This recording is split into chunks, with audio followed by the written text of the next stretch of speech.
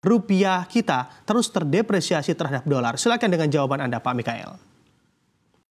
Ya, kalau kami melihat bahwa peluang bagi Bank Indonesia untuk mempertahankan tingkat suku bunga di level sekarang masih sangat besar ya pada RDG besok hari ya. Jadi kami melihat bahwa suku bunga akan dipertahankan, tapi untuk menaikkan tingkat suku bunga di tengah rupiah yang tertekan selama seminggu dan 2 minggu terakhir ini, saya rasa peluangnya mungkin cukup kecil ya bagi BI untuk merespon dengan menaikkan tingkat suku bunga. Karena kalau kita lihat The Fed, perbedaan antara The Fed dari POMC bulan ini dengan bulan sebelumnya adalah The Fed sudah bisa memberikan clear guidance bahwa tingkat suku bunga akan dipotong tahun ini at least satu kali ya. Kalimat tersebut yang tidak pernah terlontar oleh The Fed dalam beberapa POMC sebelumnya tahun ini. Jadi The Fed seperti memberikan suatu garansi bahwa tingkat suku bunga akan turun paling tidak satu kali tahun ini. Ini sejalan dengan apa yang dilakukan oleh SCB ya, 1 atau 2 hari sebelum POMC meeting, bahwa SCB berani untuk memangkas tingkat suku bunga Eropa untuk pertama kali sejak tahun 2019. Jadi kemungkinan karena karakteristik dari inflasi dan ekonomi yang ada di Eropa dan Amerika itu hampir mirip ya, terkait dengan kenaikan inflasi yang cukup tajam sejak perang Ukraina 2022.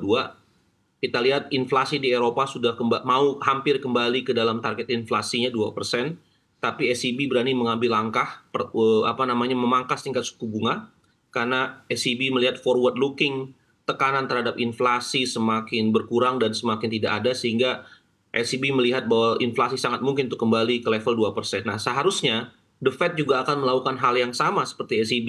Karena inflasi di Amerika kelihatan sudah akan kembali ke level 2% dengan cukup mudah tahun ini, saya rasa The Fed juga akan mengambil langkah yang sama, tinggal ongoing datanya dari inflasi dan tenaga kerja di Amerika seperti apa.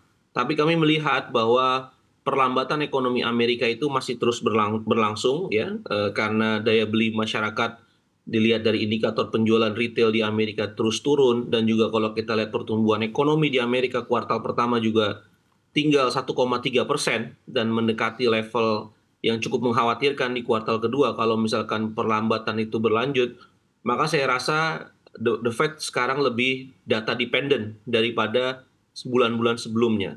Jadi kalau misalkan inflasi dan juga pertumbuhan ekonomi Amerika terlihat tertekan di kuartal kedua, maka kemungkinan The Fed juga akan melakukan hal yang sama dengan SCB.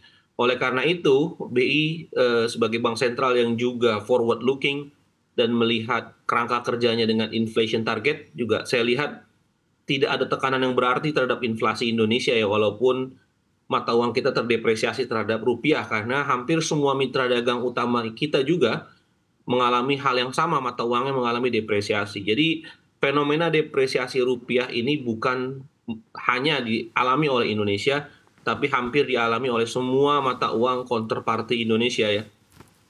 Jadi ini lebih karena fenomena strong dollar dibandingkan dengan fenomena pelemahan rupiah ya.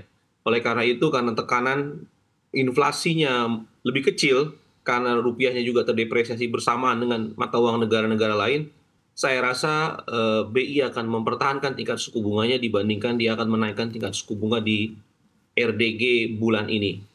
Oke, baik. Pak Mikael, Anda katakan tingkat inflasi di negara kita atau di Indonesia masih terbilang cukup terjaga begitu ya. Apakah memang ini juga bisa jadi begitu Bank Indonesia sebetulnya punya peluang justru untuk memangkas suku bunga acuannya seperti ECB?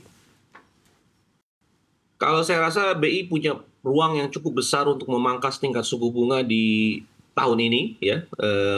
Cuman BI akan memastikan lebih dulu mungkin The Fed untuk memangkas tingkat suku bunganya ya. Karena begitu The Fed memangkas tingkat suku bunganya, maka tekanan terhadap rupiah itu mungkin akan perlahan untuk menghilang ya. Dan kalau kita tahu pemangkasan tingkat suku bunga di Amerika itu juga berarti bahwa likuiditas dolar akan kembali melimpah ya. Di Amerika, di Eropa, dan juga di emerging market currency ya. Euro dollar liquidity di globally itu akan mengalami kenaikan begitu The Fed memangkas tingkat suku bunga. Sehingga harapannya indeks dolar akan melemah dan ini akan membantu mata uang emerging market seperti Indonesia. Begitu BI melihat bahwa tekanan terhadap rupiahnya melemah akibat tambahan likuiditas dolar dari global, saya rasa BI baru akan memangkas tingkat suku bunganya. Jadi ada peluang bahwa di kuartal ketiga di bulan Agustus September mungkin BI akan bisa memangkas tingkat suku bunganya begitu BI melihat tekanan terhadap rupiah dari sisi eksternal hampir tidak ada. Seperti itu. Dan dari sisi internal, BI juga harus memastikan bahwa neraca perdagangan kita cukup surplusnya untuk menjaga current account kita defisit di angka yang relatif kecil ya. Karena kalau kita ketahui current account kita sekarang sudah sangat cukup membaik ya. Defisit current account kita atau akun semasa kita itu tinggal 0,3% dari GDP ya. Relatively lebih rendah dibandingkan rata-rata mungkin 10 tahun terakhir yang berkisar di level 3% dari GDP. Jadi dengan trade surplus, data trade surplus mungkin akan rilis hari ini, kemungkinan besar dengan trade surplus yang terus terjaga di angka 3 miliar dolar katakan, maka kemungkinan besar secara internal tekanan terhadap rupiah hampir tidak ada ya. Tinggal memastikan dari global begitu tingkat suku bunga dipotong oleh The Fed, maka BI kemungkinan akan berani untuk memangkas tingkat suku bunga kemungkinan di bulan Juli atau Agustus tahun ini. Oke, baik. Anda katakan ada peluang pemangkasan suku bunga Bank Indonesia di bulan Juli atau Agustus di tahun 2024 ini. Apakah hal ini juga dapat diartikan, Pak Mikael, bahwa memang dalam kebijakan Bank Indonesia untuk mempertahankan suku bunganya, bila begitu ya, pada hari ini Bank Indonesia juga dalam rapatnya atau dalam RDG-nya menentukan suku bunga acuan kembali ditahan di level 5,25%. Ini semata-mata memang karena dalam rangka mempertahankan depresiasi rupiah terhadap dolar.